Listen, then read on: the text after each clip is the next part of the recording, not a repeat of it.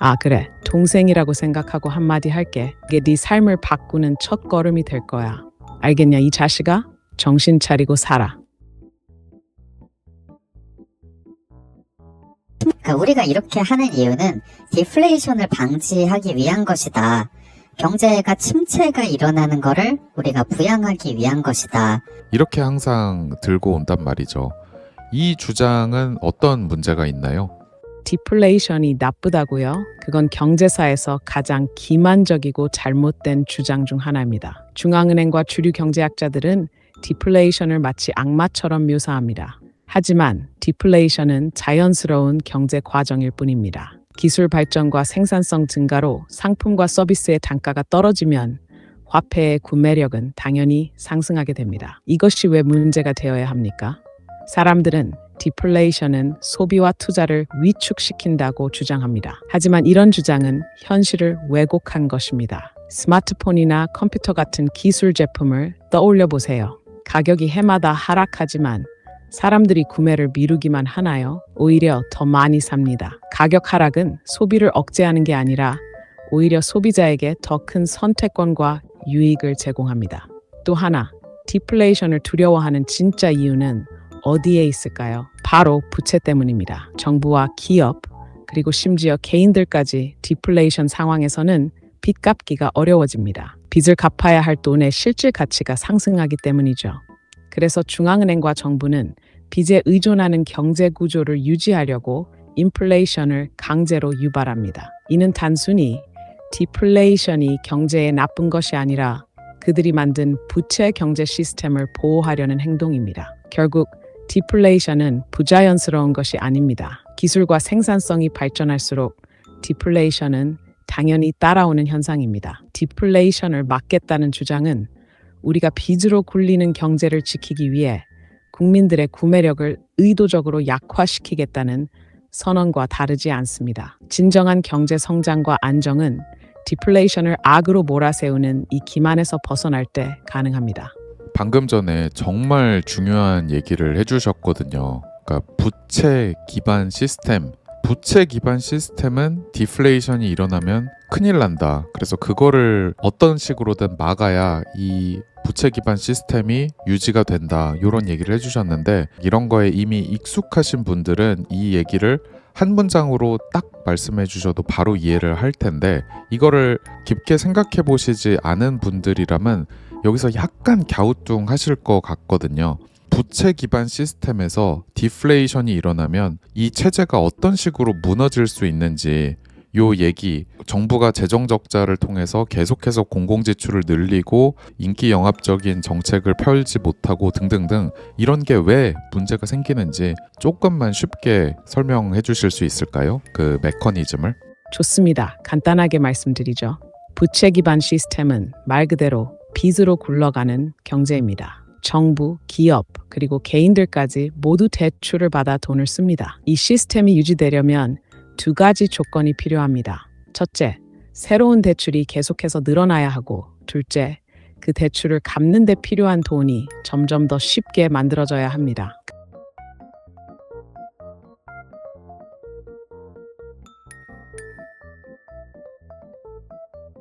그런데 디플레이션이 일어나면 어떻게 될까요? 돈의 가치가 올라갑니다. 예를 들어 오늘 100만 원 빌렸는데 내년에 그 100만 원이 더 큰 가치를 가지게 되면 그 돈을 갚기가 훨씬 더 어렵겠죠. 이것은 정부에게도 마찬가지입니다. 국채를 발행해서 빚을 내는 정부 입장에서 디플레이션은 재앙입니다. 세금을 더 걷어야 하는데 디플레이션 상황에서는 기업과 국민들도 돈이 부족해 세금을 낼 여력이 줄어듭니다. 빚은 쌓이는데 갚을 방법이 막히는 거죠.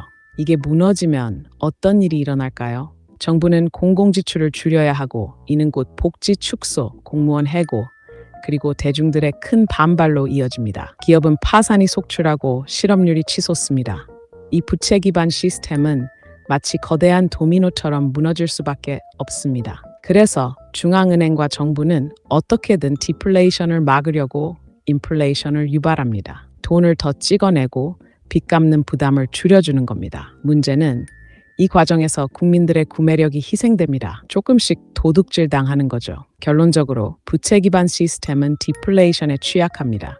이 체제를 유지하려면 인플레이션을 강제로 만들어야 하고 그 대가는 국민들이 치르게 됩니다. 하지만 진정한 경제 안정은 이런 빚 중심의 구조에서 벗어나는 데서 시작합니다. 네, 선생님이 말씀하신 그 디플레이션은 생산성 혁신과 기술 발전으로 인해서 물건 가격이 싸지는, 즉 예전보다 적은 비용과 적은 시간, 적은 노력을 기울이고도 더 많은 재화나 서비스를 얻게 되는 그런 기술 디플레이션이죠.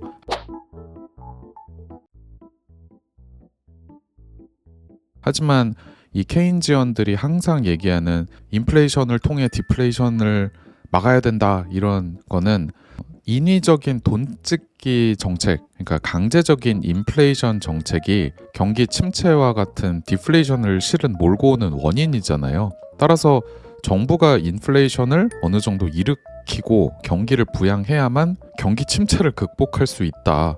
근데 화폐량이 고정돼 있으면 근본이제 같은 하에서는 경기 침체를 극복할 수 없다라는 거는 완전히 그 원인과 결과를 거꾸로 놓고 얘기하는 거 아닌가요?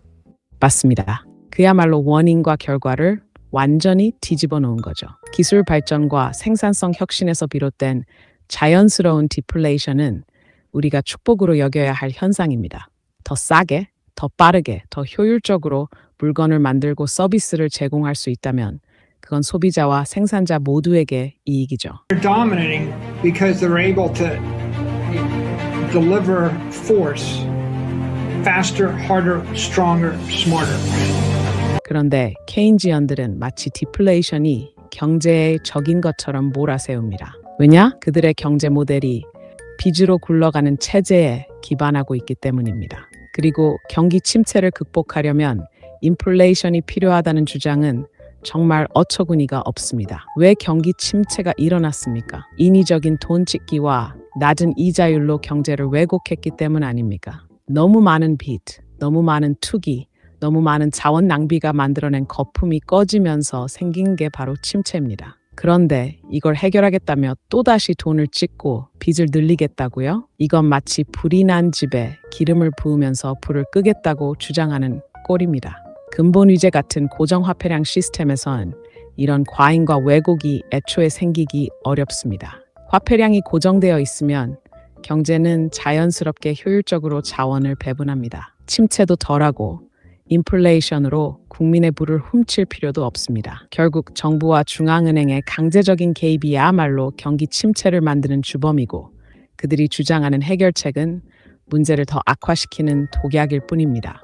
네, 이런 걸 들어보면 정부와 중앙은행이 왜 인플레이션을 선호하는지 좀 알 것 같네요. 결국에 일반 대중들한테 장기적으로 굉장한 악영향을 미친다고 하더라도 지금 당장 내가 표를 더 얻기 위해, 정권을 더 유지하기 위해 돈을 공짜로 쓰는 거는 쉬운 일이잖아요. 그렇죠.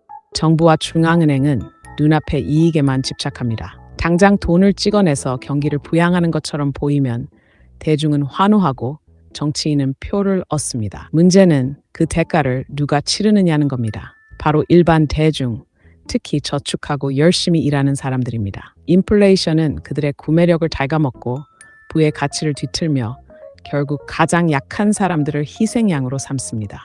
정치인들에게는 장기적인 책임이라는 게 없습니다. 그들에게 중요한 건 다음 선거고 그 이후는 다른 누군가의 문제일 뿐입니다. 인플레이션은 그런 단기적 사고방식의 산물입니다. 돈을 공짜로 쓸 수 있는 마법 같은 방법이라 생각하겠지만 그 마법은 결국 모두의 삶을 좀먹는 악몽으로 끝납니다. 이건 단순한 경제정책의 문제가 아니라 도덕적인 문제입니다. 남의 것을 훔치는 건 누구나 나쁘다고 생각하죠. 그런데 정부가 인플레이션이라는 이름으로 그걸 하면 마치 괜찮은 것처럼 보이게 만들었습니다. 얼마나 교묘합니까?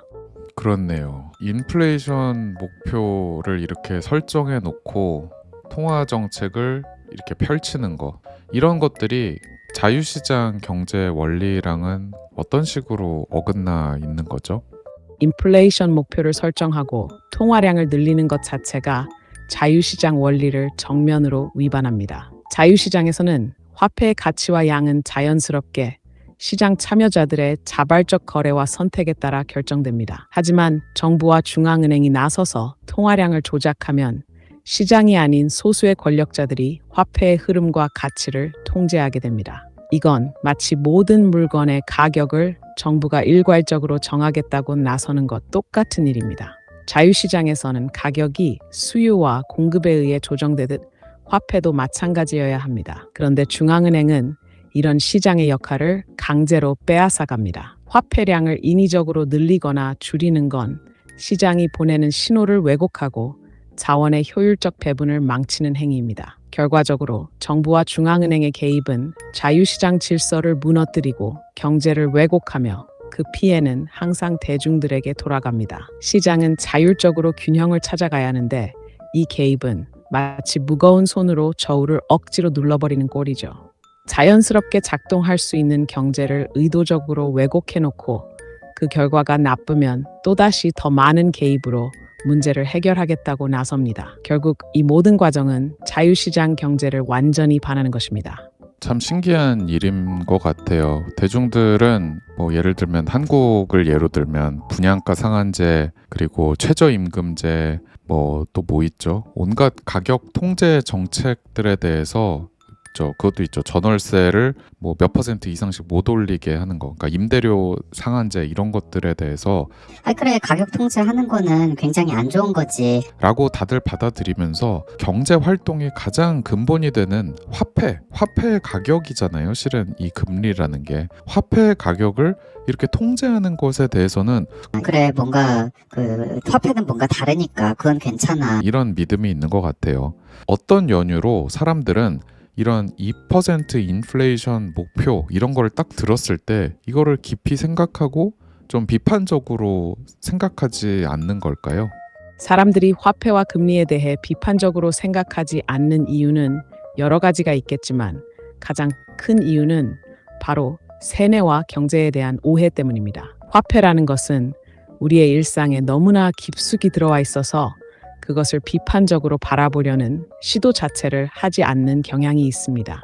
그리고 정부와 중앙은행은 이러한 무지와 수능을 적극적으로 이용해 자신들의 권력을 강화합니다. 첫째, 화폐를 신성화하는 믿음 때문입니다. 사람들은 화폐가 마치 정부의 손길 없이는 제대로 작동할 수 없는 특별한 무엇이라고 믿습니다. 화폐는 단순히 거래의 도구일 뿐인데도 정부와 중앙은행은 이를 마치 과학적으로 조율해야만 하는 특별한 시스템으로 포장합니다. 이 과정에서 대중은 화폐 시스템의 복잡성과 중앙은행의 전문성에 주눅들어 비판할 엄두를 내지 못하게 됩니다. 둘째, 선전에 의한 세뇌입니다. 정부와 중앙은행은 끊임없이 2% 인플레이션 목표는 경제 안정과 성장을 위한 최적의 조건이라는 메시지를 대중들에게 반복적으로 주입합니다. 가격 안정이라는 말을 들으면 누구나 긍정적으로 받아들이죠. 하지만 그 속에 감춰진 인플레이션이라는 문제는 조용히 덮어버립니다. 대중들은 이런 선전을 듣다 보니 이를 자연스럽게 받아들이게 된 겁니다. 셋째, 경제교육의 부재입니다. 학교 교육에서조차 화폐와 경제에 대한 깊이 있는 논의는 거의 이루어지지 않습니다. 경제학을 배운다고 해도 대부분은 케인즈 주류 경제학의 프레임 안에서만 가르쳐지죠. 대중이 2% 인플레이션 목표는 자명한 경제 원칙이라고 생각하는 것도 이런 편향된 경제교육의 산물입니다. 마지막으로 당장의 피해가 눈에 보이지 않기 때문입니다. 분양가 상한제나 임대료 통제처럼 직접적으로 가격이 제한될 때는 그 결과가 비교적 빠르게 나타납니다. 하지만 인플레이션은 서서히 진행되며 대중은 자신의 구매력이 조금씩 갉아먹히는 것을 체감하지 못합니다. 이런 서서히 끓는 냄비 속 개구리 같은 상황이 인플레이션을 대중이 인지하지 못하게 만드는 핵심 요인입니다. 결론적으로 대중은 화폐 시스템이 가진 근본적인 문제를 깊이 생각하지 않으며 중앙은행과 정부가 이를 의도적으로 복잡하게 만들고 감춰왔기 때문에 비판적인 사고를 하지 못하는 겁니다. 그래서 더더욱 이런 미신에 대해 논의하고 진실을 밝히는 일이 중요하다고 봅니다. 그렇군요. 그러면 오늘도 이렇게 수고해 주셔서 감사드리고요. 그러면 마지막으로 가시기 전에 친한 동생한테 정말 허심탄회하게 한 말씀 해주신다면 어떤 게 있을까요? 아, 그래. 동생이라고 생각하고 한마디 할게. 너 돈의 진짜 본질이 뭔지 한번 진지하게 생각해 본 적 있어? 돈이라는 게 네가 하루 종일 땀 흘리고 애써서 번 너의 시간이야. 그런데 네가 번 돈, 네가 쌓아놓은 시간과 노력을 정부와 중앙은행이 슬쩍 가져가고 있어. 어떻게? 아무도 모르게. 인플레이션이라는 이름으로 말이야. 너 그거 알고도 가만히 있을 거야? 그리고 네가 저축하는 게 경제에 방해된다는 말도 안 되는 소리를 믿고 살 거야?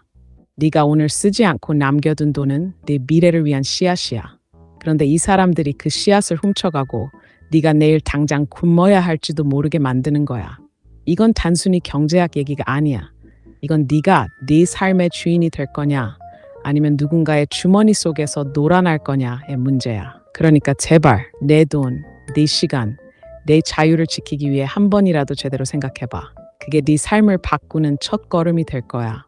알겠냐 이 자식아? 정신 차리고 살아.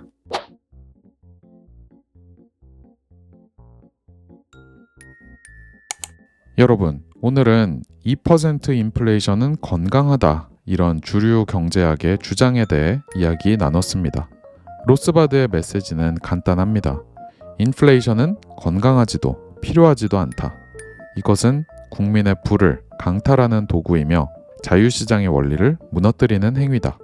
오늘 영상을 들어보시니 이 2%라는 숫자 아주 정교하고 어떤 수학적이고 경제학적인 근거가 있는 수치라는 생각이 드시나요? 아니면 단순히 정치적 산물로 탄생한 그런 임의적인 수치로 보이시나요? 적어도 오늘 이야기를 통해 우리가 알 수 있는 것은 중앙은행과 정부가 말하는 안정적인 인플레이션, 건강한 인플레이션이라는 포장을 뜯어보면 사실 그 뒤에는 과잉 지출, 재정 적자, 그리고 엄청난 부채를 감추기 위한 도구가 있었다는 것을 알게 되었습니다. 다음 질문은 여러분의 몫입니다. 우리의 돈, 우리의 시간, 그리고 우리의 자유를 침해하는 이 주장을 계속해서 당연한 것으로 비판 없이 그대로 받아들일 것인가? 아니면 이제는 진실을 깨닫고 의문을 던지고 스스로의 경제적 주권을 되찾기 위해 고민해 볼 건가? 오늘의 영상이 유익하셨다면 좋아요와 댓글로 의견을 남겨주시기 바랍니다. 자유를 향한 이 작은 메시지가 더 많은 사람들에게 전달될 수 있도록 여러분의 힘을 보태주신다면 영상 제작을 하는데 정말 큰 힘이 될 것 같습니다. 오늘도 시청해주셔서 감사드리고요. 전 다음 영상에서 뵙도록 할게요. 그럼 모두 안녕. How did money come about and what's happened today to mess up things so much? See, the great trouble is the money wasn't allowed to develop further. After 200 or 300 years of coins, all governments put their hands and stopped any further developments. They were not allowed to experiment on it. Money hasn't been improved. Money has rather become worse in the course of time. But as soon as it was there in its most primitive form, it was frozen. Government said it must not develop any further. And what we have had since in development were matters of government inventions, mostly wrong, mostly abuses of money. And I have come to the position of asking, has monetary policy ever done any good? I don't think it has. I think it has done only harm. And that's why I am now pleading for what I've called denationalization of money in a system in which they are so completely dependent on central banks, government institutions, as lenders of last resort. That after many experiments, there's hardly a banker who will understand even what I'm arguing. I don't believe that we shall ever have a good money again before we take the thing out of the hands of government, because we can't take them violently out of the hands of government. All we can do is, by some sly roundabout way, introduce something they can't stop.